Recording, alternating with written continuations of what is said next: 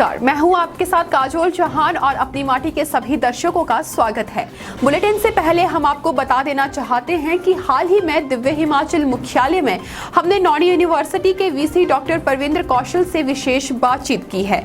इस बातचीत के अंश दिव्य हिमाचल टीवी, अखबार और हमारी वेबसाइट पर मौजूद है, जिन्हें आप अपनी सुविधा अनुसार एक क्लिक पर हासिल कर सकते हैं। खैर, बात अपनी माटी की हो रही है तो इस बार हम आपको ट्राउट फिश के नए हब ले चलेंगे। इसके अलावा औषधीय पौधों और पीले रतुए पर भी बात करेंगे और अंत में आपको बताएंगे सरकार की अनदेखी से खफा किसान की कहानी, जिसने फूलों से लहराते खेत को ही उजाड़ लिया है। तो आइए एक गुड न्यूज से करते हैं कार्यक्रम की शुरुआत। कड़ी मेहनत के साथ अगर सरकारी योजनाओं का सही ज्ञान हो तो कोई भी काम मुश्किल नहीं होता। कुछ ऐसा ही साबित कर दिया है कांगड़ा जिला के शाहपुर के एक पंचायत के ग्रामीण ने। देखिए ये रिपोर्ट।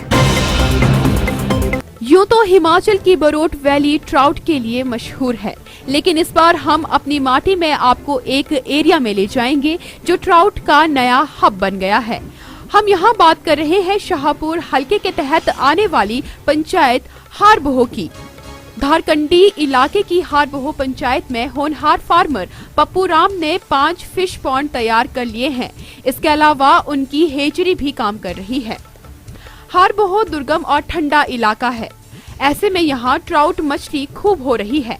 पप्पू राम ने बताया कि वह 2016 से इस कारोबार से जुड़े हुए हैं। वह साल में 1 टन तक ट्राउट मछली की पैदावार कर रहे हैं।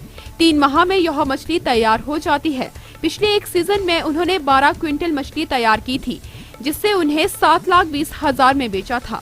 उन्हें उस समय फिश पॉन्ड पर 80% सब्सिडी मिली थी।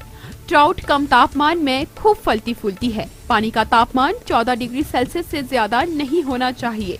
ट्राउट फिश 3 माह में तैयार हो जाती है। इसका स्टैंडर्ड साइज 300 ग्राम है। इसकी 2 मुख्य किस्में हैं, रेनबो और ब्राउन्स।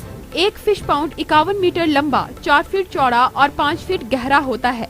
पप्पू और उन जैसे कई फार्मर्स को यह आइडिया केवल पठानिया ने दिया था। उस समय केवल पठानिया वन निगम के उपाध्यक्ष रहे। मौजूदा समय में प्रदेश कांग्रेस महासचिव पद पर तैनात केवल पठानिया कहते हैं कि उनका प्रयास है कि जिस स्थान की जलवायु जैसी है, वहाँ के फार्मर्स के लिए वैसी ही योजना तैयार की जाए। बहरहाल आज पप्पू जैसे किसानों पर सारे हिमाचल को गर्व है। मैं पप्पू राम हारबोह का स्थायी निवासी हूँ। मैं 2016 से ट्राउट फिश फार्मिंग का कार्य कर रहा हूँ। उस टाइम मेरे पास 2 फिश टैंक हुआ करते थे। आज मैं हैचरी की कंस्ट्रक्शन कर रहा हूँ, जो कि एक प्रॉफिटेबल कार्य है। 2016 में केवल सिंह पठानिया, जो कि वन निगम के वाइस चेयरमैन हुआ करते थे, उन्हीं के बदौलत मेरे को ट्राउट फिश फार्मिंग का पता चला था और मैंने उसी को मद्देनज़र रखते हुए अच्छे खासे प्रॉफिट कमाया है। और मैं और लोगों को भी ये एडवाइस करता हूँ कि जहाँ पर भी अवेलेबिलिटी है, ये लोग ट्राउट फिश फार्मिंग का कार्य करें और अपनी ज़िंदगी में प्रोग्रेस करें। औषधीय पौधे उगाने वाले किसानों के लिए अब राहत का समाचार है। इन किसानों को अब अपनी पैदावार बेचने के लिए भटकना नहीं पड़ेगा। इन्हें मार्केट भी मुहैया करवाई जाएगी। देखिए बिलासपुर से ये स्पेशल रिपोर्ट। बिलासपुर जिला में ऐसे सैकड़ों किसान हैं जो आयुर्वेदिक विभाग के तहत चल रही योजनाओं के दायरे में औषधीय पौधे उगा रहे हैं। ये किसान तुलसी, अश्वगंधा, एलोवेरा और शतावरी जैसे प्लांट उगा रहे हैं। विभाग के तहत स्टेट मेडिसिनल प्लांट बोर्ड के प्रयासों से ये किसान 24 बीघे का एक क्लस्टर बनाकर इन पौधों को उगा रहे हैं। अक्सर देखने में आया है कि ये किसान पौधे मार्केट में न मिलने की शिकायत करते हैं।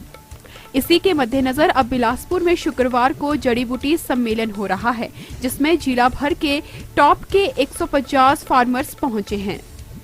स्टेट मेडिसिनल प्लांट बोर्ड के नोडल अधिकारी डॉक्टर अभिषेक ठाकुर ने बताया है कि बोर्ड का यह प्रयास है कि किसानों का इन पौधों को खरीदने वाली कंपनियों से करार करवा लिया जाए ताकि वे बेफिक्र होकर इन पौधों की खेती करें।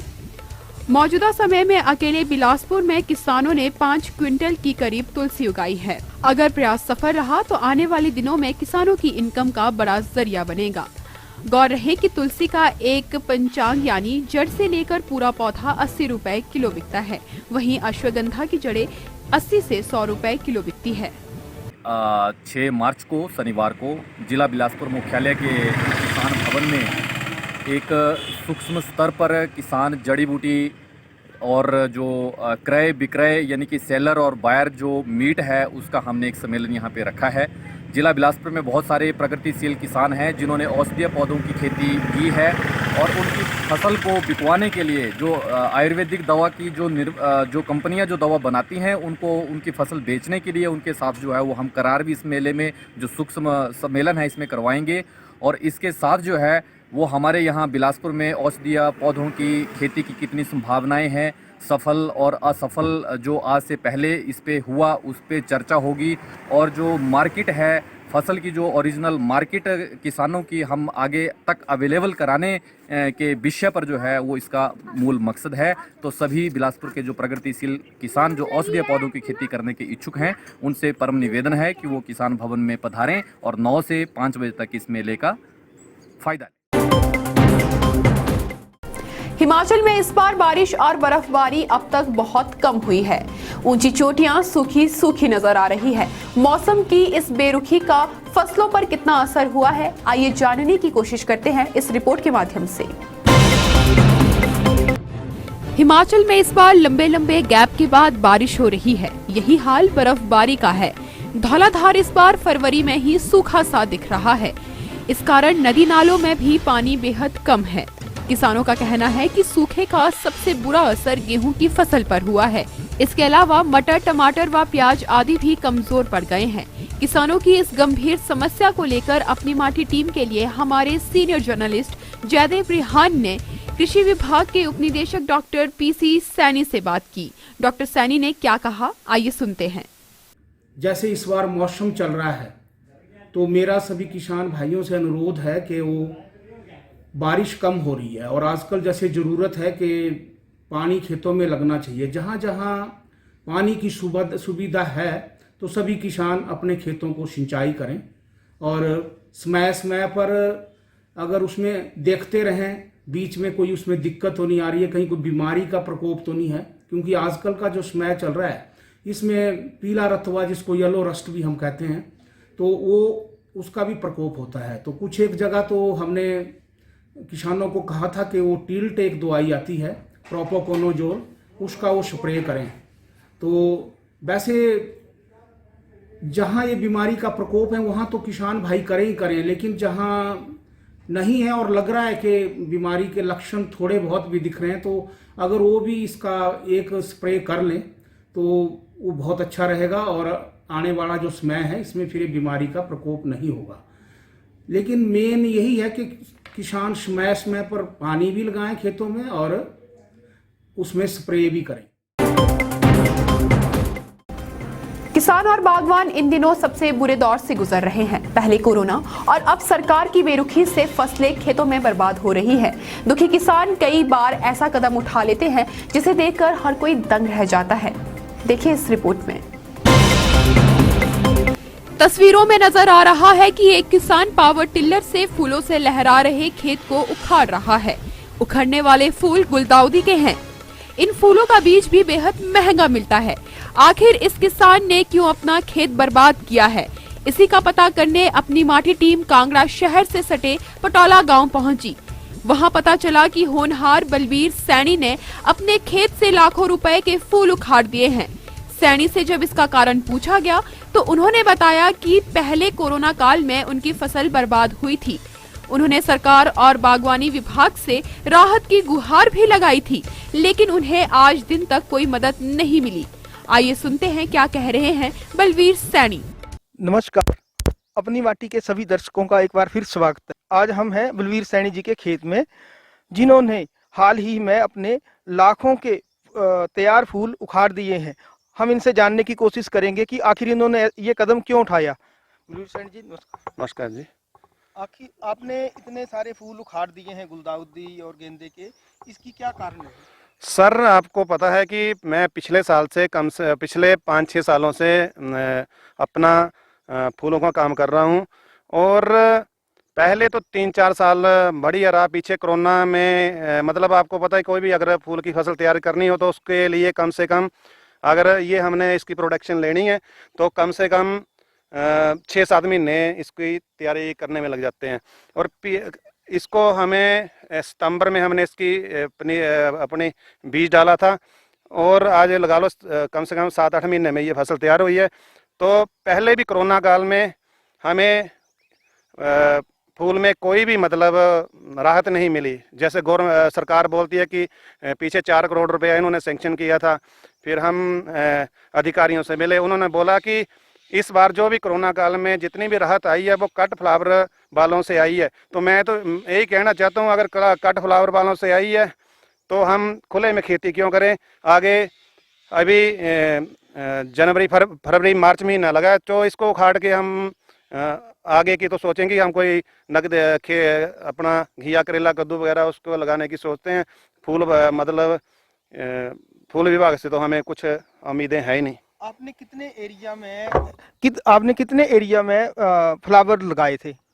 इस बार तो मेरा ये कम से कम 8-9 कनाल में था। पहले 20-25 कनाल तक मैंने पहुंचाया, पर तौबा फूलों से अब मेरा मन बिल्कुल फूल लगाने से बिल्कुल ये हो गया है।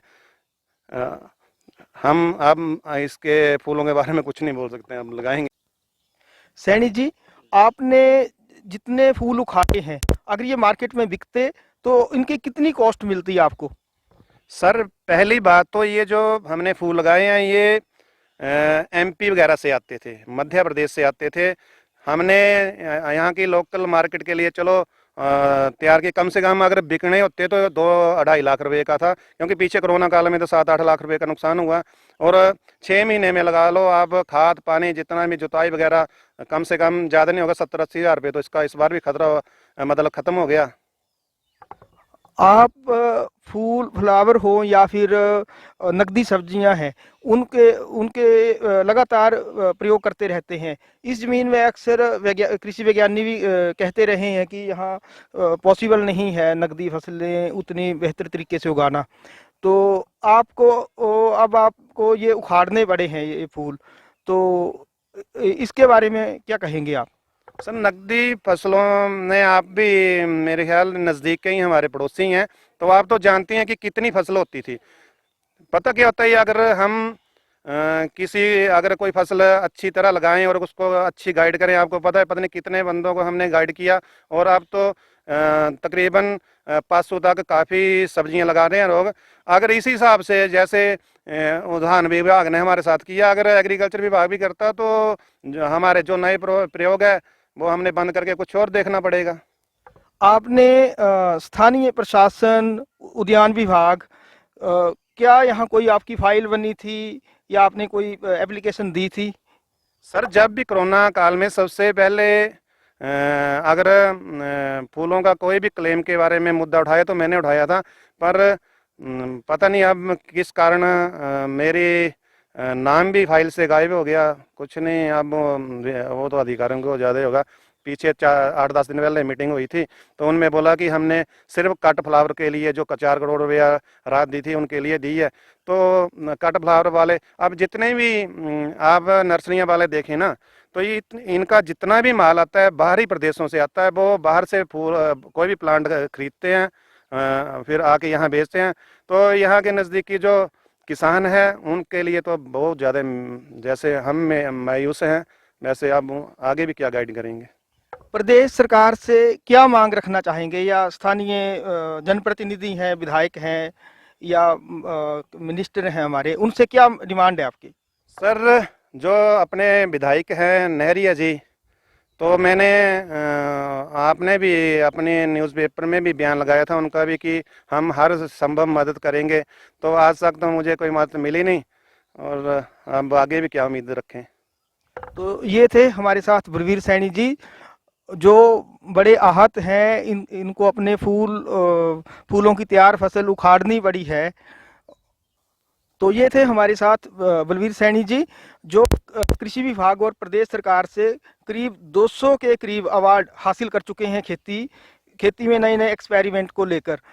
तो अब इन्होंने पूरी फसल पर ट्रैक्टर चला दिया है, क्योंकि इनको ना तो सरकार से कोई मदद मिली है और मार्केट भी अभी डाउन है। तो प्रदेश सरकार को चाहिए कि ऐसे फार्मर्स को हतोत्साहित करने के बजाय इनका हौसला बढ़ाया जाए। धन्यवाद। और अब चलते चलते हमीरपुर में एपीएमसी ने रखा 3,71,00,000 का बजट। सब्जी मंडियों में भी तेज होंगे विकास कार्य। हींग केसर की खेती को नए स्पॉट सिलेक्ट। चंबा, कुल्लू, किन्नौर, कांगड़ा, मंडी व लाहुल में होगी खेती। देहरा में वूल फेडरेशन ने लगाया भेड़ पालकों के लिए शिविर। त्रिलोक कपूर बोले, यह व्यवसाय हिमाचल की ताकत। बारिश न होने से मैदानी इलाकों में सूखने लगी गेहूं। नकदी फसलों पर भी पड़ रहा बुरा असर। तो चलिए, इस कार्यक्रम में फिलहाल इतना ही। अगले शनिवार फिर होगी मुलाकात। तब तक के लिए नमस्कार।